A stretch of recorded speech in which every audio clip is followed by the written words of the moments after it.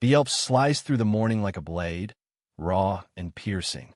It came from Titan, my German Shepherd Ser VYC dog, his cry jolting me from a haze of routine. I spun around, heart hammering, to see a woman clutching his harness, her nails digging into the leather as she yanked him backward. Titan's paws skidded on the pavement, his brown eyes wide with confusion. She was a stranger, blonde hair frozen in a stiff bob, navy blazer crisp, a clipboard stamped with a Willow Creek Homeowners Association seal tucked under her arm. Her sneer said she saw Titan as a problem, not a lifeline. I lunged forward, my voice low but sharp. Let go of my dog. She didn't, not right away, and that moment ignited a fight I never saw coming. I'm Ethan Ramsey, a former Army Ranger, 3 tours in Afghanistan and Iraq etched into my bones. The scars, you can see a jagged line on my jaw. A limp in cold weather are the easy ones to explain. The others, the ones that choke me awake at night or turn crowded rooms into traps, are why Titan exists. He's no ordinary dog. He's my shield, trained to sense my panic, to press his nose against my hand before a flashback pulls me under. When I moved to Willow Creek 6 months ago, I thought its tidy lawns and quiet streets would be a fresh start. The welcome packet promised community, harmony. It didn't mention Margaret Voss, the HOA president whose obsession with control would turn my life upside down. That October morning, Titan and I were on our usual walk, looping through the neighborhood's central green park with a bubbling fountain and neat flower beds. I was glancing at my phone, half reading a text, when Margaret appeared, her voice cutting through the calm like a siren. She accused me of breaking an HOA pet rule, claiming Titan, a large animal, wasn't allowed in communal areas. I stayed calm, explaining he was a registered Ser VYC dog, protected by the Americans with Disabilities Act. I offered to show his certification. She wasn't interested. Her eyes flashed, and before I could react, she grabbed Titan's harness, jerking him so hard he yelped, his front legs lifting off the ground. That sound pure distress from the creature who'd saved me countless times slit a fire in my chest. I stepped in, prying her hand off with more restraint than I felt, my voice steady but edged. You just assaulted a Ser VYC animal. She scoffed, muttering about fake Ser VYC dogs and how I'd hear from the HOA. Then she stormed off, her loafers clicking, clipboard clutched like a shield. I stood frozen, Titan leaning against my leg, his warmth grounding me. If she was bold enough to touch him in broad daylight, what else would she do? Back home, I sat at my kitchen table, Titan curled at my feet, and fired off an email to the HOA board. I attached Titan's certification, a letter from my VA therapist confirming my PTSD, and quotes from the Fair Housing Act and ADA, spelling out my rights.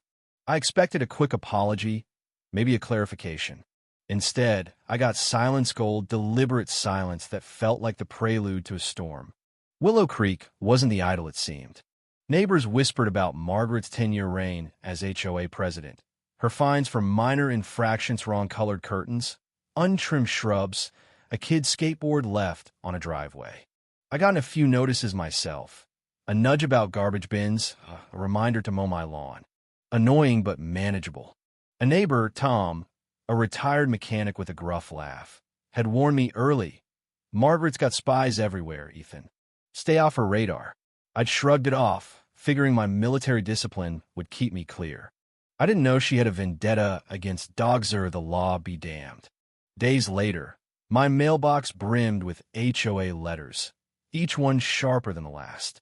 They called Titan an unregistered dangerous animal, cited bylaws that didn't apply to Ser VYC dogs, and threatened to law 50 daily fines unless I complied. One claimed he threatened community safety, a lie so absurd it stung. I responded to each, restating Titan's status and federal protections, but it was like arguing with a brick wall. Then came an email from the HOA treasurer, Carl Whitaker, a jittery man who warned that non-compliance could lead to a lien on my house. The audacity trying to bully me into ditching my lifeline made my blood boil. I wasn't defenseless. The Army taught me to document everything, to build a case before striking. I started a log. Every letter, email, date, and detail of Margaret's assault on Titan. I carried a notebook, jotting down each interaction.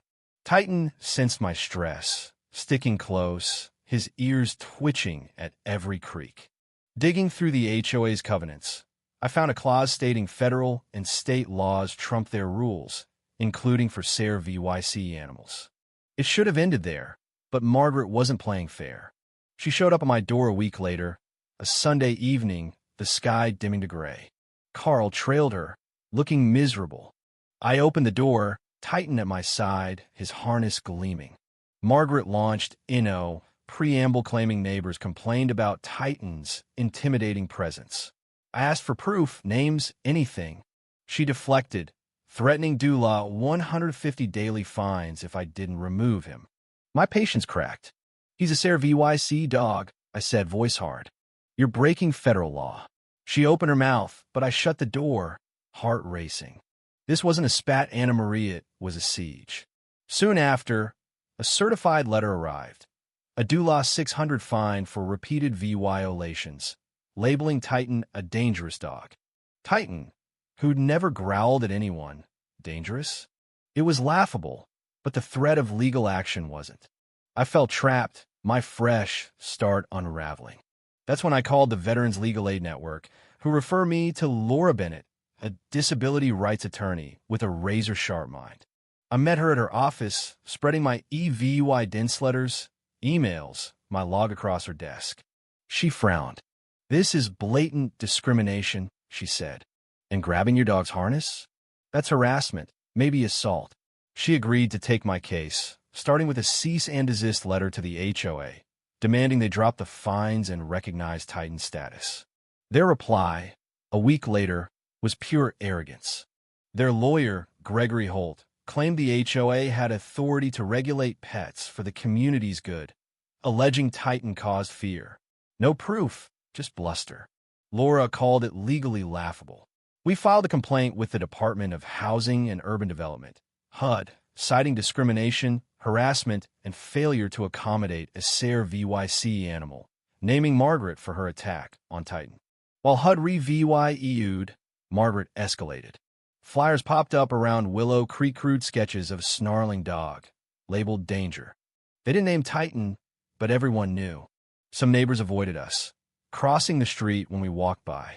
Others rallied quietly. Mrs. Alvarez, a widow who'd lived here forever, slipped me a note. She's a bully. Keep fighting. Raj, a young dad, said he'd seen Margaret near my house at night, snapping photos of Titan through my gate. It felt like stalking. I bought a body camera, clipping it to my shirt for every walk just in case. One morning, I caught her on Video, trailing us, phone raised. I stared her down, silent, and she bolted. The footage was gold proof of her fixation. Laura added it to our HUD file, along with the flyers and letters. The stress gnawed at me, though. Titan grew edgy, mirroring my tension, his head snapping up at every noise. I'd lie awake, wondering if Margaret would try something worse like tampering with Titan's food. It wasn't paranoia. It was Sir V.Y. Val. HUD finally moved. An investigator, Carling Gwynn, scheduled a home VY sit to meet Titan and re-VYEW my EVY Denke. The day she arrived, Margaret tried to crash it, Gregory Holt at her side, demanding to set the record straight. Carla dismissed them coolly, saying she'd talk to them later. Inside, I showed her Titan's training, how he'd nudge me if my pulse spiked, how he'd block strangers if I signaled distress. I handed over my log, the body cam VY Deo, every letter. Carla listened, scribbling notes, her face neutral. When she left, she said, "You've done your homework, Mr. Ramsey." She met Margaret and the board next at the community center. I wasn't there, but Raj, who cleaned the building, said Margaret unraveled yelling about federal overreach and calling me a fraud hiding behind a fake dog. It was desperate and it backfired. A board member, Ellen, called me that night, voice hushed. "Margaret's out of control," she said. "We let her run things too long." HUD scaring everyone. She apologized, admitting the board had ignored complaints about Margaret to avoid her wrath. Now, they faced a federal probe. Weeks crawled by, fines hitting Dula 1,500, all unpaid. Margaret's flyers got uglier. One showed a doctored image of a dog like Titan, teeth bared. I tore it down, mailed it to Laura, my hands shaking. Then, a rainy afternoon brought a HUD envelope. My heart raced as I read. A preliminary finding that the HOA violated the Fair Housing Act by discriminating against me, harassing me, and denying Titan's rights. HUD recommended penalties and warned of Justice Department action if the HOA didn't comply.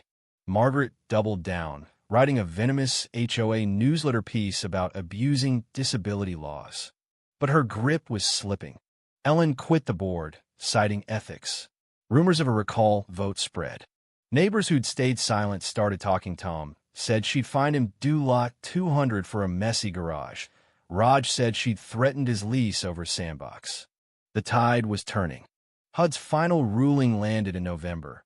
A due lot 10,000 fine against the HOA, half pinned on Margaret for her egregious conduct. My fines were voided and all dangerous dog records erased. Laura called it a huge win for disability rights. Margaret called an emergency board meeting, but it collapsed. Only her loyalists showed. The real showdown came at a community meeting in the middle school gym, packed with tense faces. Titan and I sat up front, his calm presence a contrast to the chaos. Margaret took the stage, pale but defiant, spinning the HUD ruling as a mistake. Ellen stood, voice steady, and exposed Margaret's misuse of HOA funds due $5,000 on legal fees to fight me, without board approval. The crowd gasped. Raj yelled, "You attacked his dog." Shouts erupted, some for Margaret, most against. I took the mic, Titan beside me. "This is Titan," I said. "He's kept me alive through hell." Margaret grabbed his harness, lied about him, and broke the law. She's paying for it now.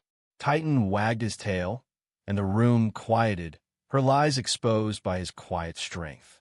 The board voted to oust her that night. Margaret stormed out, slamming doors, her allies silent. Susan, the new president, apologized, promising change. They paid the HUD fine from reserves, suing Margaret to recoup it. She fought, claiming VY Timhood, but her lawsuits fizzled. She sold her house months later, vanishing quietly. Willow Creek healed. Susan's board rewrote the rules, clarifying SARE VYC animal rights. They held a seminar on the ADA, and neighbors who'd shunned us now petted Titan, asking about his training. A local paper ran a story, Veterans Battle Reforms HOA, and I got messages from strangers thanking me. One, from a woman in Virginia, said her HOA backed off after she shared my case. Titan and I found peace. The nightmares still hit, but Titan's there, his weight steadying me. At a block party, kids swarmed him, laughing as he licked their hands, his harness a symbol of VY Tory. Margaret's attack, her reckless grab, sparked her downfall. The Dula 10,000 fine was justice, but the Real win was Willow Creek's change. We toppled a bully, rebuilt a community, and proved no HOA can break the bond between a man and his dog. If you were the one in this story, how would you react? Would you stand up and fight back, or accept the unreasonable pressure and control from the HOA? Share your thoughts in the comments below. And don't forget to subscribe, like, and share this VY Deo with more people. Your small action gives us the motivation to keep bringing you more intense and engaging stories. Thanks for watching, and we'll see you in the next VY Deo.